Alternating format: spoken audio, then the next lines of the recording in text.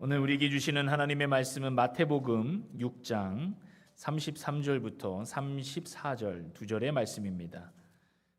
다 찾으신 줄 알고 절이 짧기 때문에 우리가 한 목소리로 합독하도록 하겠습니다. 마태복음 6장 33절과 34절입니다. 시작. 그런즉 너희는 먼저 그의 나라와 그의 일을 구하라. 그리하면 이 모든 것을 너희에게 더하시리라. 그러므로 내일 일을 위하여 염려하지 말라. 내일 일은 내일이 염려할 것이요 한날의 괴로움은 그날로 족하니라. 아멘. 천고마비의 귀한 명절이 우리에게 다가왔습니다. 하나님께서 우리나라에 귀한 또 명절을 허락하여 주셨는데 이 명절 안에서 가족과 함께 귀한 은혜의 시간이 되시고 하나님을 더욱더 믿음으로 경외하는 가정이 될 수 있도록 함께 가족을 위해서 기도해 주시기를 바랍니다. 그리고 오늘 드리는 예배가 최고의 영광의 예배가 되기를 원합니다. 최고의 감격의 예배가 되기를 주님의 이름으로 간절히 소망합니다. 할머니와 할아버지가 길을 함께 걷고 있었습니다. 오래 걸으니까 할머니가 다리가 아팠어요. 그래서 할아버지한테 업어달라고 졸랐습니다. 할아버지는 마지못해서 할머니를 업고 가는데 더운 날씨에 낑낑거리는 할아버지가 안쓰러워서 할머니가 말을 걸었습니다. 영감, 나 무겁지? 그러자 할아버지가 이렇게 말합니다. 당연하지. 머리는 돌이지. 얼굴에는 철판을 깔았지. 간은 부었지. 무거울 수밖에. 이렇게 대답했어요. 돌아오는 길에 이번에는 할아버지가 할머니께 업어달라고 부탁했습니다. 염치 없이 할머니에게 엎혀 있으니까 미안했던지 할아버지가 할머니에게 말을 겁니다. 할멈, 나 무겁지? 하니까 할머니가 이제 말하기를 아니, 하나도 안 무거워. 머리는 비었지, 입은 싸지, 쓸개는 빠졌지, 허파에 바람만 잔뜩 들어갔지, 하나도 안 무거워. 했다는 이야기가 있습니다. 서로 티격태격하지만 진심은 아니겠죠. 부부로서의 한평생을 그렇게 알콩달콩 은혜 가운데 살아가는 모습이 되어야 될 줄 믿습니다. 이렇듯 이 땅에 태어난 사람들은 모두가 예외 없이 가족으로 시작하여서 다른 사람들과 관계를 맺으며 살아갑니다. 그리고 그 관계에 의존하면서 살아갑니다. 이런 관계는 인생 안에서 단순하지 않고 가족, 친구, 선후배, 스승과 제자 등으로 확대되어서 다양하게 나타나는 것입니다. 그리고 이 관계들은 너무나 중요한데 잘 되면 기쁨과 행복을 주지만 잘못되면 큰 상처와 아픔을 남기기 마련입니다. 우리 그리스도인들에게 관계라는 단어는 특별히 더 중요합니다. 왜냐하면 관계는 태초에 하나님께서 만드셨기 때문입니다. 인간이 창조된 이후에 가장 먼저 관계를 맺으신 분도 하나님이세요. 우리의 구원의 문제 역시 우리의 어떤 행위와 공로가 아니라 하나님과 어떤 관계를 맺고 있느냐에 따라 결정되는 것입니다. 하나님께서 우리와 관계를 맺으실 때는 어떤 관계죠? 그 관계가 이타적인 관계예요. 아가페적인 사랑으로 우리를 먼저 사랑해 주셨어요. 그리고 그 이타적인 사랑에 우리가 믿음으로 응답하면 우리는 구원을 받는 것입니다. 세상에서의 관계가 특별히 그 교회 안에서의 관계가 그리스도인들 간의 관계가 서로 끝까지 가지 못하는 것은 어그러지고 상처가 남는 것은 서로의 관계가 이타적이지 않고 이기적이기 때문이에요. 모든 관계의 문제는 하나님과의 관계 가운데서 해답을 찾을 수가 있습니다. 그래서 우리는 하나님의 관계, 하나님과의 관계를 회복해야 돼요. 에덴 동산에 살던 아담과 하와는 죄를 짓기 전에 하나님께 예배드리기 위해서 따로 시간을 구별하거나 자기의 시간을 구별해 놓을 필요가 없었습니다. 왜냐하면 그 삶 자체가 예배였기 때문이에요. 하나님께서 창조하신 그 동산 자체가 완벽했고 어둠도 없고 늘 하나님과 아름다운 교제를 나눌 수 있는 그런 특별한 관계 가운데 살아갈 수가 있었습니다. 아무것도 가로막고 있는 것이 없었어요. 자신의 신변을 위해서 걱정하거나 염려하거나 고민을 할 필요가 없습니다. 하나님 안에서 모든 것이 어떻게 했어요? 풍족했습니다. 하나님을 향한 온전한 신뢰를 드리는 그 완벽한 관계, 그 다스림, 그 통치, 에덴 동산에는 그것이 충만했어요. 그러나 인간이 사단의 유혹에 넘어가 죄를 범하고 하나님과의 사랑의 관계가 깨어졌습니다. 그리고 아담과 하와는 어떻게 했죠? 숨었습니다. 하나님을 피할 곳이라고는 전혀 없는 그 에덴 동산, 아름다운 동산에서 범죄한 아담과 하와는 하나님이 볼 수 없도록 몸을 숨겼어요. 그리고 불안과 공포가 그 안에 찾아왔습니다. 하나님께서 다스리는 영역을 그 마음 안에서부터 벗어나 버린 거예요. 그리고 숨어버렸어요. 처음에 하나님께서 아담과 하와를 짝지어 주실 때 아담은 하와를 보고 뭐라고 고백했죠? 내 뼈 중에 뼈요, 살 중에 살이다. 여러분 이런 고백 해보셨어요? 받아보셨어요? 처음 만났는데 당신은 정말 내 뼈 중에 뼈요, 살 중에 살이라. 이런 고백은 최고의 고백이에요. 성경에서 그 고백의 그 원리를 찾아야 될 줄 믿습니다. 창세기 2장 23절에 나오죠. 아담이 이르되 이는 내 뼈 중에 뼈요 살 중에 살이라. 이것을 남자에게서 취하였은즉 여자라 부르리라 하니라. 그런데 어떻게 됐습니까? 하나님을 떠난 인간은 죄 가운데서 하나님의 다스림을 벗어나고 자신이 자신의 삶의 주인이 되어버렸어요. 그리고 자신을 정당화하기 시작했고 다른 사람을 죽이는 이기주의로 하나님께 죄를 범하기 시작했어요. 그리고 짝지어준 여자에게 뭐라고 말합니까? 창세기 3장 12절에 아담이 이르되 하나님이 주셔서 나와 함께 있게 하신 여자 그가 그 나무 열매를 내게 주므로 내가 먹었나이다. 뼈 중에 뼈요 살 중에 살이라고 고백했던 그 관계가 죄가 그 마음에 들어가니까 하나님 저 여자가 줘서 제가 먹었습니다. 저 여자 때문입니다 라고 말하는 거예요. 죄를 범한 인간의 관계의 깨어짐이 여기서부터 그 원죄로 말미암아 계속 이어지고 있었던 것입니다. 그래서 하나님과의 관계 회복은 오늘 말씀에 나와 있어요.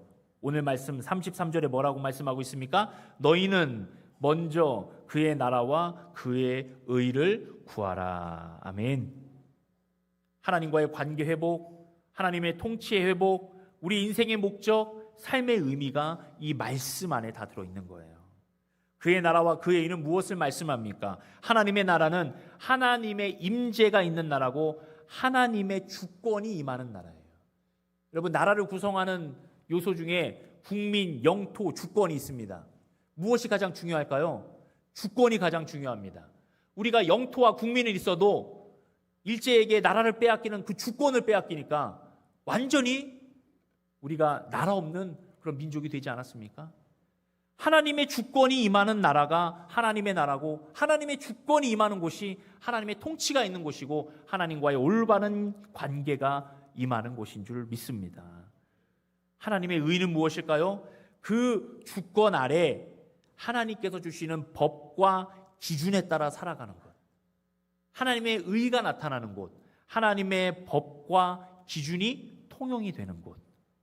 이것이 바로 하나님의 나라와 그의 의를 구하는 그런 삶이고 그 통치의 그 장소이가 되는 것입니다. 바리새인들은 예수님을 시험하면서 이렇게 말했어요. 하나님의 나라가 어느 때에 임합니까? 라고 예수님께 물었어요. 그들은 이미 예수님의 오심으로 하나님 나라가 이 땅에 도래했음에도 불구하고 자기들의 눈에 보이는 하나님의 나라를 원했어요. 그리고 더 나아가서 자신들의 종교적 지위와 권위를 인정해 줄 그런 나라를 찾고 있었습니다. 그러자 예수님께서 뭐라고 말씀하시죠? 누가복음 17장 20절과 21절에 하나님의 나라는 볼 수 있게 임하는 것이 아니요 또 여기 있다 저기 있다고도 못하리니 하나님의 나라는 어디에 있다고요? 너희 안에 있느니라. 아멘. 무슨 의미입니까? 예수 그리스도의 천국의 선포와 가르침 그리고 십자가의 능력을 믿고 하나님을 그 마음의 주인으로 모시는 그곳에서부터 하나님의 나라는 시작된다는 거예요. 여러분 우리 마음이라는 곳은 어떤 곳입니까? 하나님을 나타낼 수 있는 원초적인 공간이에요. 원초적인 영역이고 이 마음 안에서부터 하나님의 관계가 회복되면 이 마음 안에서부터 모든 관계가 회복되기 시작하는 거예요. 마음은 모든 관계가 어떠한지를 들여다볼 수 있는 본질적인 기준점이 됩니다. 우리가 교회에 나와서 표면적으로는 서로 대화를 하지만 우리 마음 안에 깊은 곳에서 서로의 대화가 어떤 관계로 이어지는지는 나 자신만 알 수 있어요.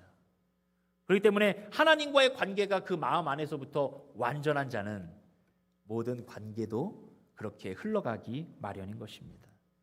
모든 깨어진 관계는, 그 모든 고통의 해결은 마음 안에서부터 하나님이 주신 이 안에 천국이 임함으로부터 우리에게 주어지는 것을 믿으시기를 바랍니다.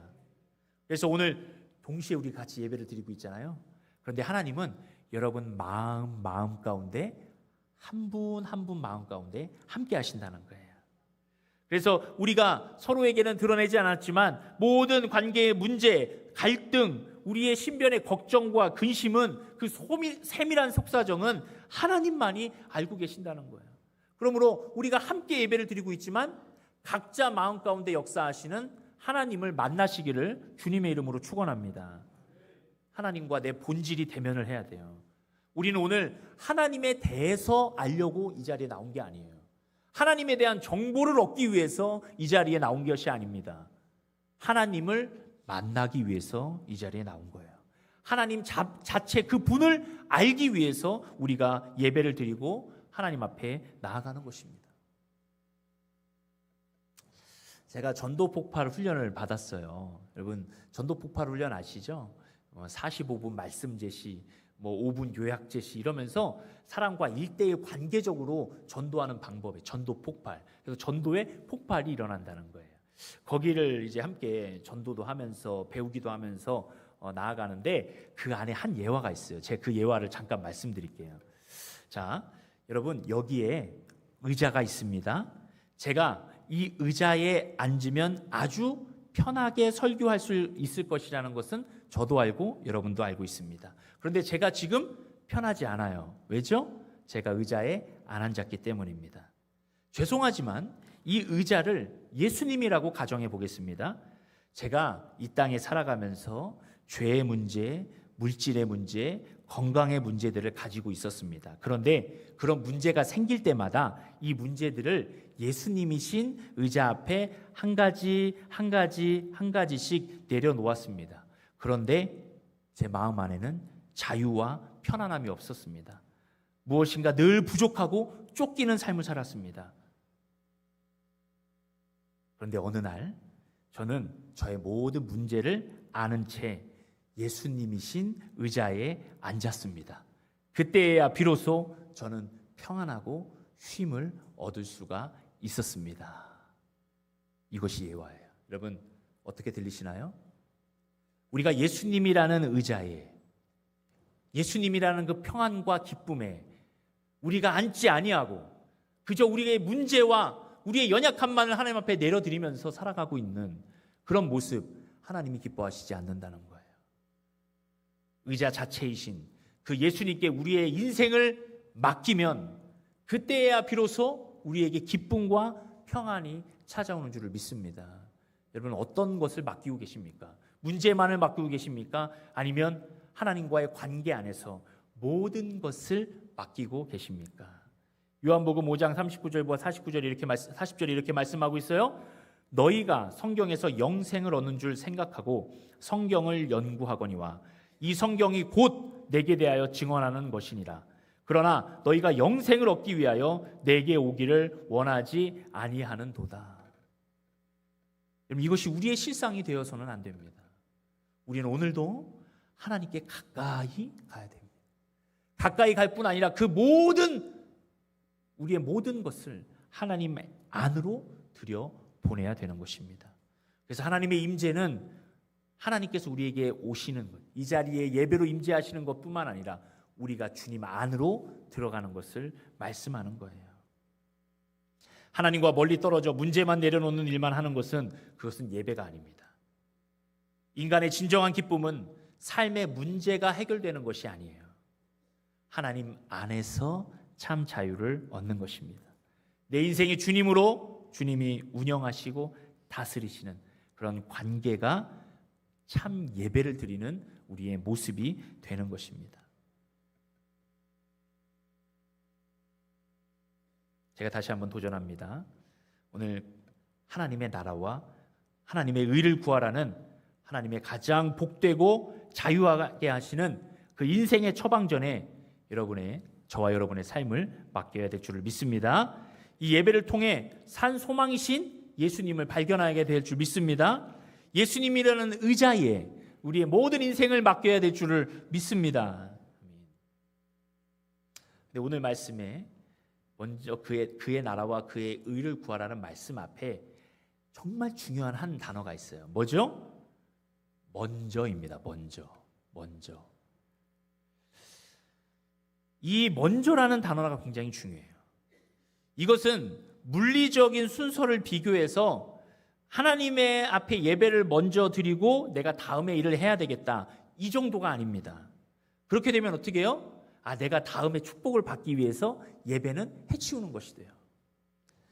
예배를 먼저 드리게 맞는 거니까 예배를 빨리 드리고 내 소원을 빌어야지. 예배를 먼저 드리고 내가 해야 될 것을 해야지. 여러분, 이 정도로 말씀하시는 먼저가 아니에요. 여기서 먼저라고 하는 것은 다른 말로 바꿔 쓸 수 있는데 오직 전심으로 라는 말과 바꾸어 쓸 수 있습니다. 그러면 다시 읽어보겠습니다. 전심으로 하나님의 나라와 그의 의를 구하라 라고 말씀하고 있는 거예요. 우리의 삶의 우선순위가 바뀌면 안 돼요. 무게중심이 바뀌면 안 돼요. 여러분, 때로 멀리 어딜 갔다 오면 집에 들어가자마자 아이들이 반갑게 뛰어옵니다. 그때 아이들은 제 얼굴을 보는 게 아니에요. 뭘 볼까요? 제 손을 봐요. 무엇이 들어있는지. 아빠 오늘 뭐 사왔어요? 뭐 줄 거 없어요? 그때면 어떤 마음이 들어요? 약간 서운해요. 약간 마음이 상해요. 물론 이해는 되지만 마음은 상합니다. 하나님은 어떠실까요? 우리의 시선이 처음부터 하나님의 손에 집중되어 있으면 하나님은 어떤 마음이 드실까요? 하나님의 깊은 사랑, 하나님의 깊은 은혜, 그것은 하나님의 얼굴을 볼 때 우리가 얻을 수 있는 거예요. 하나님은 내가 원하는 것을 주시는 분이 아니라 내게 가장 필요하고 좋은 것을 주시는 아버지라는 것을 믿으시기를 바랍니다. 우리가 원하는 것이 우리를 때로는 아프게 할 수가 있어요. 어떤 청년이 우연히 소원 성취의 요정이 들어있는 요술 항아리를 발견했다고 합니다. 청년이 요정을 불러내자 요정이 나와서 주인님, 무슨 소원을 들어드릴까요? 라고 물었어요. 그러자 청년은 소원을 말했습니다. 나는 사실 3가지가 필요합니다. 돈, 여자, 결혼. 청년의 소원을 들은 요정은 곤란하다는 듯이 얘기했어요. 주인님, 저는 3가지 소원을 한꺼번에 들어드릴 수는 없고 한 가지만 말씀하십시오. 한 가지만 들어드려야 됩니다. 라는 거예요. 그래서 이 청년이 3가지 소원을 다 갖고 싶은 거예요. 내가 이제 말할 테니까 잘 들어, 이렇게 하는 거예요. 그리고서는 이 3가지를 한 단어처럼 빠르게 읽었어요. 돈, 여자, 결혼! 이런 거예요. 그래서 요술 램프의 그 요정인 그걸 들었어요. 알겠습니다 하고 소원을 들어주었다고 합니다. 그래서 결국은 보른 여자와 결혼했다고 합니다. 본 여자 결혼.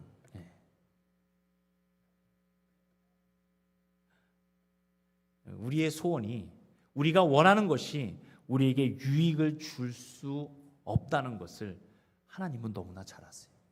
그래서 하나님은 우리에게 가장 좋고 우리에게 가장 필요한 것이 무엇인지를 이미 알고 계신다는 거예요. 지난 시간에 기도원의 말씀을 하면서 하나님은 이미 승리를 가지고 계신다고 하셨어요. 하나님은 이미 우리에게 무엇이 필요한지를 알고 계시고 들고 계신다는 거예요.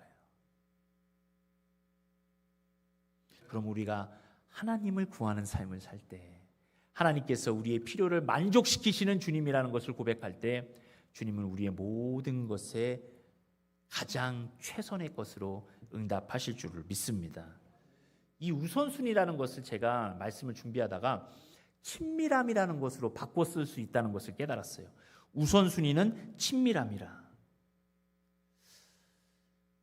여러분, 우리가 서로의 필요를 따라서 만나는 그런 관계는 얼마나 피곤합니까? 무엇을 원하고 무엇을 필요한지를 서로에게 요구하게 돼요. 근데 여러분, 친밀한 관계는 어떤 관계입니까? 서로 주고받는 사이가 아니에요. 시간에 구애받지 않아요. 전부를 주어도 아깝지 않고 가장 좋은 것을 주고 싶은 사람이 친밀한 사람이에요. 나에게 하나도 안 줘도 주고 싶어요. 여러분, 이런 관계 있습니까? 부모의 자식과의 관계도 있죠. 그 관계 자체가 하나님의 선물이라는 것을 알아요. 모든 관계에서 가장 먼저 생각나고 그것을 생각하면, 그 사람을 생각하면 행복해요. 여러분, 이 관계가 친밀함입니다. 우리가 하나님과의 우선순위를 생각할 때 이 친밀한 관계를 생각하면 우리의 인생에 가장 먼저 하나님이 생각나요. 그리고 더 중요한 사실이 있습니다. 죄로 인해 악취가 나는 우리의 인생에 누가 먼저 찾아오셨습니까? 하나님이 찾아오셨어요. 그래서 그 악취를 향기로 바꾸시려고 자신의 독생자 아들을 우리에게 주셨어요. 십자가에 버리셨어요. 그리고 십자가의 죽으심으로 말미암아 우리에게 죄의 악취가 아니라 은혜의 향기, 구원의 향기가 나기 시작했습니다. 사랑하는 성도 여러분, 하나님께서 우리에게 가까이 오실 수 없는 이유는 우리가 죄 가운데 하나님을 경외하지 아니하고 세상을 따라가고 아직도 우리 육체가 살아있기 때문이에요. 그런데 우리가 하나님께서 가까이 오실 수 있는 이유는 우리가 십자가에서 죽었고 우리의 인생이 하나님의 은혜 안에 살았고 우리가 하나님과 교제할 수 있는 그 교제권이 열렸기 때문입니다. 그러면 우리가 오늘도 하나님과 가까이 가는 인생이 된 거예요. 그래서 하나님은 우리에게 언제나 친밀하세요. 우리에게 친밀함을 주시려고 이 예배 가운데 저와 여러분을 부르셨습니다. 그런데 우리가 하나님 앞에 친밀하지 않으면 어떨까요? 우리가 하나님으로부터 멀리 달아나는 그런 어처구니 없는 삶을 살아가게 되는 거예요. 신앙생활 중에서 내 인생의 문제들, 염려들, 걱정거리들을 내 인생 가운데 떼어내려고 애쓰지 마시기 바랍니다. 사는 날 동안에 그것은 없어질 수가 없어요. 육신을 입고 살아가는 우리 인생에 그것은 분리될 수가 없다는 것입니다. 그러므로 예수님이라는 의자에 우리 모든 문제를 다 끌어안고 어떻게 해요? 그냥 앉아야 되는 것입니다. 그러면 주님께서 그 모든 것 위에 은혜와 능력으로 응답하신다는 것을 믿으시기를 바랍니다. 예수님께서는 육신을 입고 이 땅에 오셔서 하나님과의 친밀함 가운데 거하셨어요. 사단은 예수님께서 40일 동안 금식하셨을 때 가장 육체적인 분별력이 흐려질 그 충분한 조건 가운데 있는데 예수님은 사단의 유혹을 이기셨습니다. 사단은 말씀으로 유혹했죠. 그러나 예수님은 분별력을 가지셨어요. 그래서 육신적으로 가장 약할 때 그때 유혹의 말씀, 유혹의 말이 찾아올 때 어떻게 했어요? 그것을 믿음으로 그리고 하나님과의 관계 안에서 이겨낼 수가 있었습니다. 내가 지금 배고픔을 해결하는 것보다, 내가 영광을 얻는 것보다, 내가 지금 사단의 말에 내가 그것을 깨부시고 승리를 이루는 것보다 가장 먼저 중요한 것은 하나님과의 관계가 깨어지지 않는 거예요. 우리 인생에 이것이 가장 중요합니다. 우리의 신앙생활에 이것이 가장 중요합니다. 어떻게 하나님과의 관계를 매일매일 매주 확인하고 주님 앞에 나아갈 수 있는 것인가? 이것들을 가장 우선순위로 놓으시고 그리고 하나님과의 친밀한 관계 가운데 승리하시기를 주님의 이름으로 축원합니다. 그래서 하나님과의 관계 회복은 올바른 채움의 통로가 되는 거예요.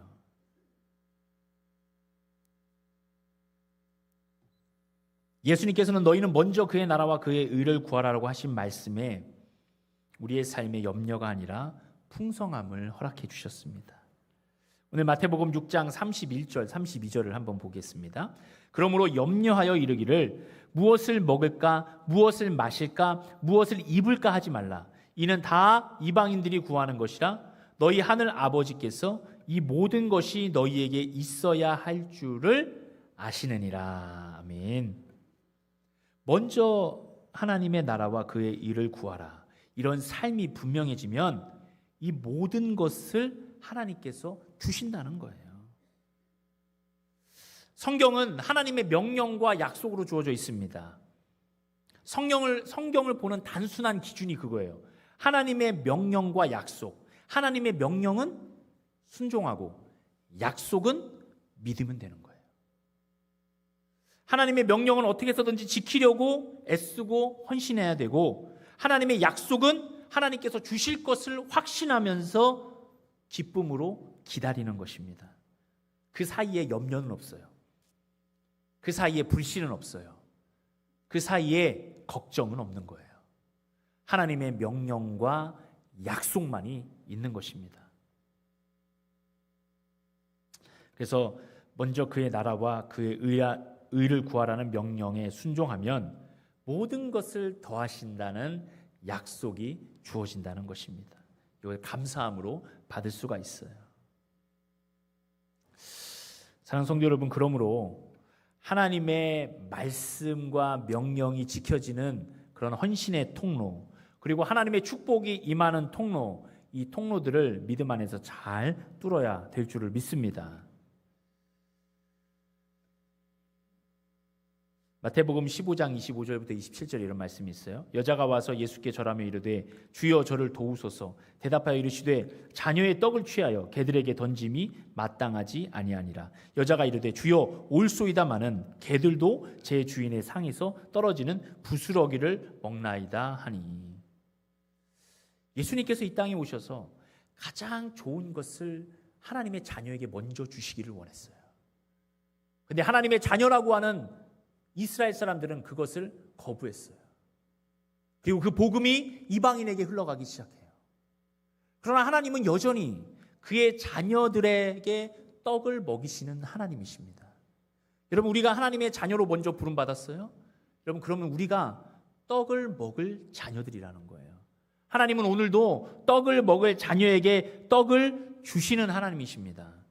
그러므로 우리가 의심하거나 염려하거나 걱정해서 하나님이 주셔야 되는 그 떡을, 주시는 떡을 받아 먹지 못하면 우리의 떡은 다른 이에게 넘어가게 되어 있는 거예요. 부스러기밖에 먹을 수 없게 되는 거예요.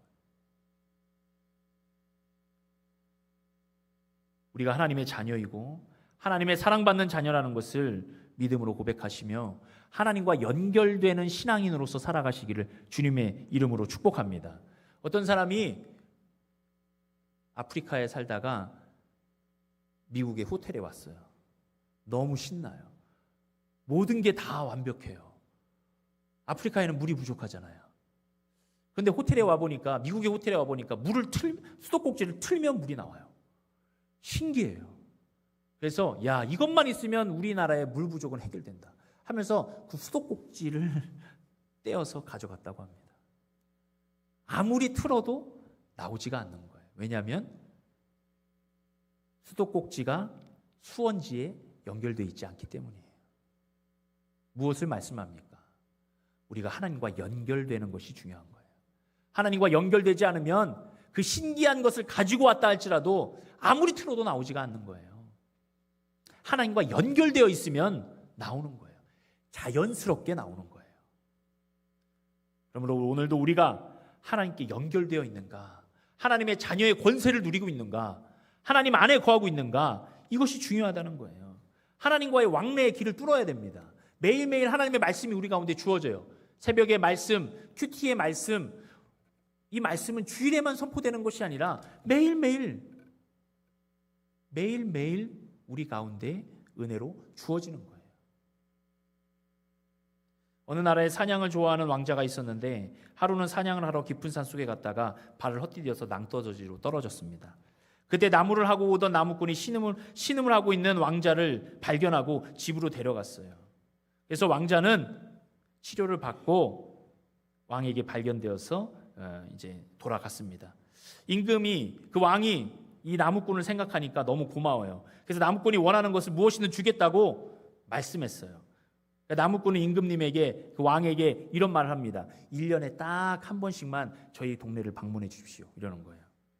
아니, 더 큰 것을 원할 수도 있는데 왜 1년에 한 번씩만 방문해 달라고 하는가? 어렵지 않잖아요. 그래서 1년에 한 번씩 날을 정해서 그 마을에 방문하기로 약속했습니다.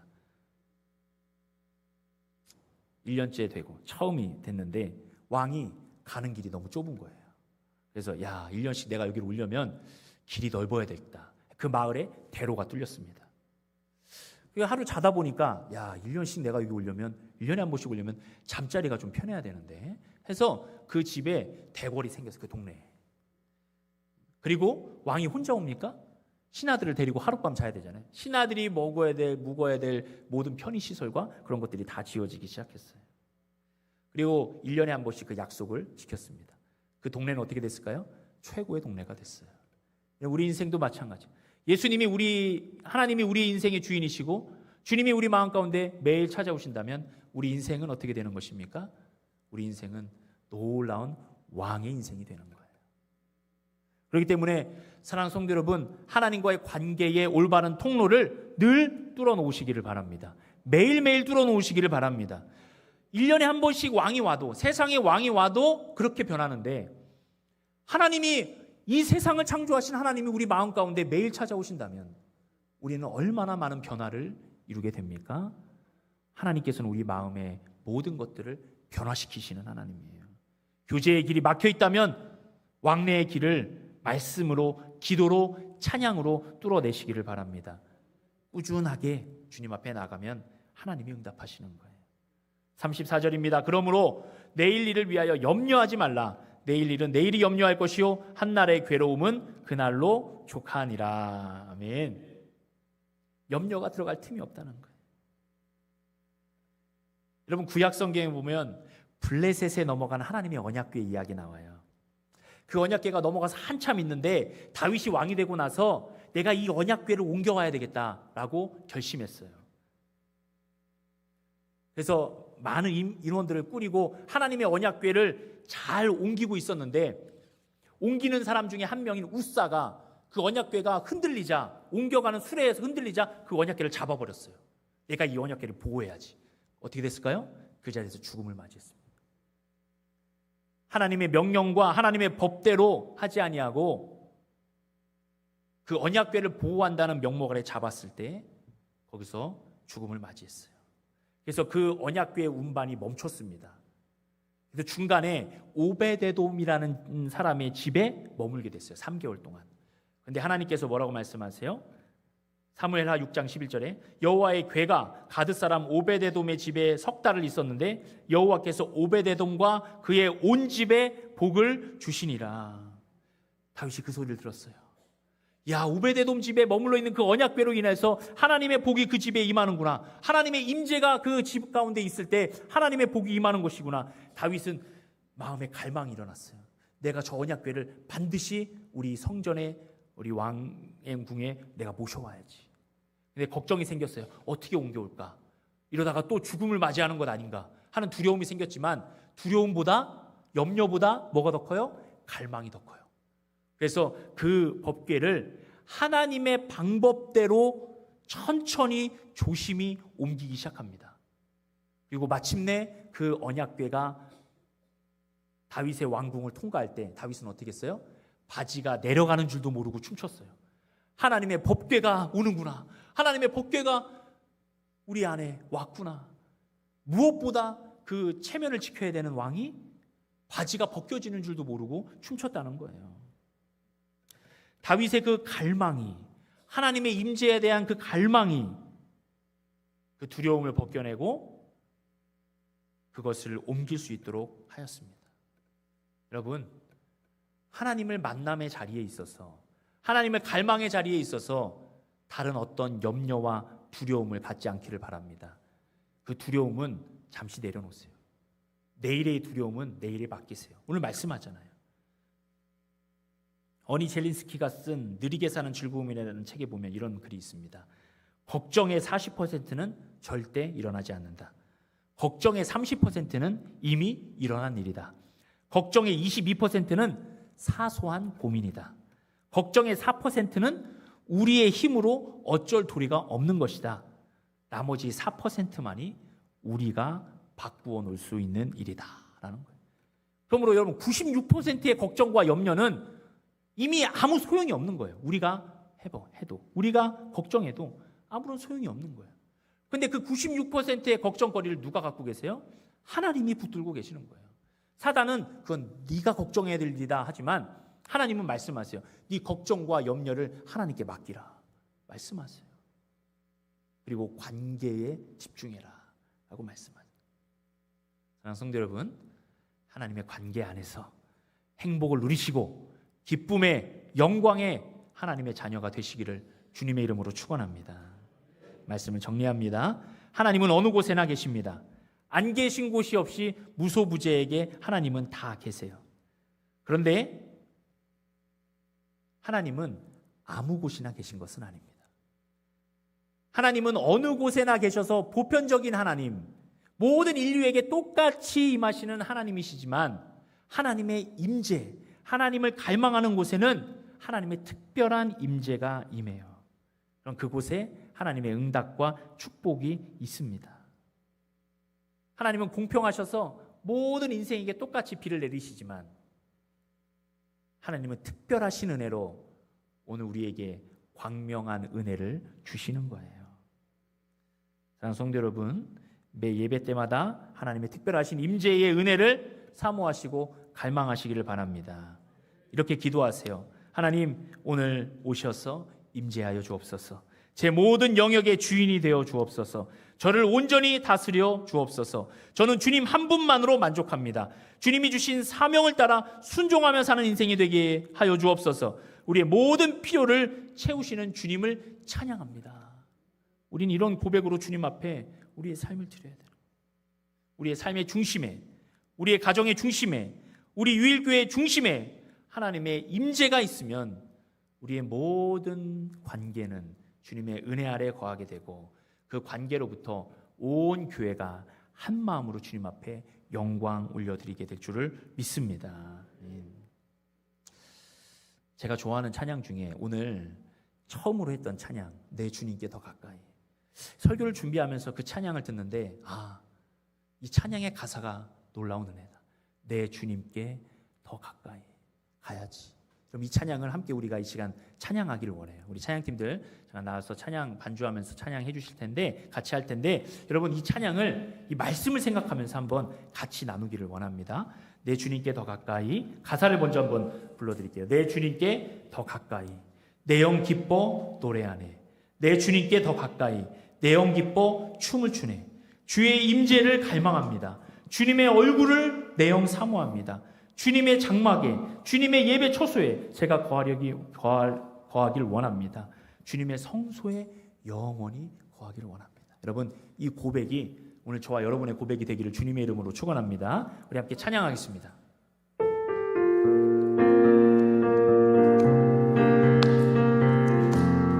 막치면서 내 주님께 더 가까이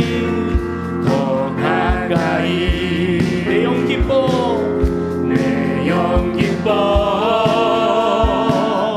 노래하네. 내 주님께 더 가까이 내 영 기뻐 춤을 추네. 임재를 갈망